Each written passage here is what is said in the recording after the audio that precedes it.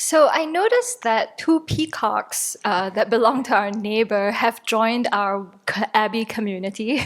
And as I was watching them stroll around, it reminded me of a story that I read recently in a fourth grade textbook for Tibetan children. Which I've been using to learn Tibetan. And so, it was a story that really left an impression on me. And it's about peacocks, so I thought I would share it today. So the story begins with how once upon a time in a forest there lived a baby peacock and a baby crow. And they both looked fairly similar, and they were good friends, and they played and got along very well. But as they got older, the peacock started to grow a long neck and beautiful feathers and had this beautiful plume. And the peacock also developed a beautiful voice. And the crow, well, you know what crows look like. So the crow looked at his friend and he wondered, hey, we grew up together, we used to look the same. What happened? How come my peacock friend looks so different? And the crow got very upset and got jealous and angry. And so he approached the peacock and said, how did you become so beautiful? And the peacock said, well, I eat poison because I know how to digest it. But I wouldn't suggest you try that. And the crow was like, well, if you can do it, so can I. So the crow proceeded to eat poison, and the crow died. And that was the end of the story. With a little cartoon of a dead crow, I'm like, okay. So what struck me about this is, nowhere in my childhood had anybody told me that competition and jealousy was detrimental. I kind of wish I'd heard that message when I was 10. But it just struck me that, in this book for Tibetan children, it was like, if you're jealous and you're competitive, it will kill you. And it does. When I reflected back on kind of my conditioning growing up, all the way from when I was 7, and I came in first in class, and class at the time was like a little group of 40 people, right? And I just remember my mother looking at my report card and saying, well, you're first in class, but you're nowhere near the top 10 in the school, so, who cares, right? I was like, what? So, henceforth, it was like, you're only worthwhile if you're in the top 10, and, that was like what I did, all the way through to when I quit my job. I remember when my my colleagues organized a send-off for myself and another colleague. And he was going on sabbatical. And in Singapore, I think, I don't know if it's the case here. Yeah? In Singapore, when you go on sabbatical, it means you go and get a master's degree and to improve yourself for your next promotion. So that was what he was doing. He was going to get a master's degree in public policy. And during the send-off, I remember my boss saying to him, hey, number 1, you have to come in number 1, nothing less. And I was like, he's going on sabbatical, give the guy a break, right? So kind of that was the world I lived in. And I remember too, like when I first started moving toward, leaving my job basically and pursuing a spiritual life, I remember a friend from high school contacting me. And she said, I heard that you've been going on retreats and visiting Buddhist monasteries. I'd really like to learn more about what you're doing. Let's get together for a meal. So I thought, maybe she's interested in a spiritual life too.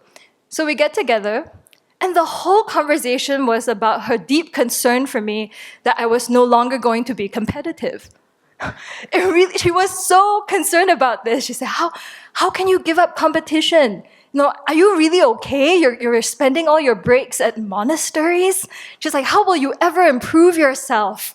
And this was coming from a place of very genuine, deep concern. That really surprised me because, to me, looking at her, I thought her life was pretty miserable.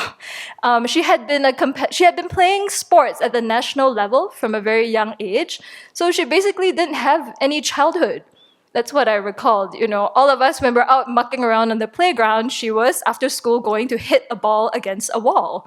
That was her childhood, all the way through high school. She had barely any free time as a member of the national team. And eventually, she told her parents this is enough. And then she switched to competitive debating. So she spent a lot of time debating. And after college, she worked a high-stress job on Wall Street. I remember her telling me that basically she had time to work, go to the gym, and sleep. She said, nobody ever cooked in New York and you stored your shoes in the oven. Okay. And at the time when I met her, she had just been laid off because she was working for Bear Stearns Asia, and we remember what happened to Bear Stearns. But she was like, well, I will easily get another job. So this is the person who was deeply concerned that I was no longer competitive. And I thought, I don't know if competition has brought much value to your life. So I tried to suggest that maybe kindness and compassion might help us improve ourselves. And she kind of looked at me like, huh? So that was pretty much the last time we met. And then I moved here eventually. So I was thinking about all this too, because recently another friend got in touch, someone I know more recently, and he was saying that, now in his 40s, he's really questioning what is the purpose of his life and the meaning of his life. And again, that surprised me because he, on paper, has a meaningful life. He works a job in education. He's a very successful entrepreneur in education. His wife has a very successful career in healthcare sales, I think. Two of them are in their 40s, in their prime. They look very good. They're very healthy. They have many children. And again, the wife on sabbatical starts a nonprofit. So there's the Singapore idea of a sabbatical is a mystery to me. So, they look so successful and they're doing something so meaningful. So, when he actually said, yeah, and he has some kind of a Buddhist practice, I think, but he said, I'm really searching right now. I don't know what my purpose is. So, just reflecting on all this, I think, no matter what, if we're just totally fixated on comparing ourselves to others, right, what society tells us success is, competing, why do people look better? Why do they have more? We're just not going to find any happiness, or that is just not the road to fulfillment. And how kind of terrifying it is to kind of spend decades pursuing that, right? And then he's been there, done that. They've made it, right? They're the Singapore success story, and now in their 40s, they're like, what was this all about? Yeah. So, it's good that he has the time and the leisure to now really start searching and wondering what exactly is his life about. And that he has the resource to turn to a spiritual practice, having been raised Buddhist. Yeah. So, that brought me back to this story. Yeah.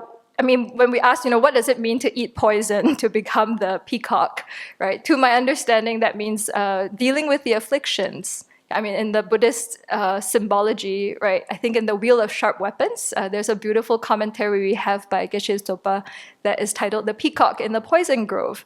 So why does the peacock become so beautiful? It eats the poison of the afflictions. It learns to digest this poison, how to work with attachment, anger, and ignorance. And that is what brings genuine beauty and value in our minds and in our lives. So we might consider that. Otherwise, you eat poison and become a dead crow. So, yes.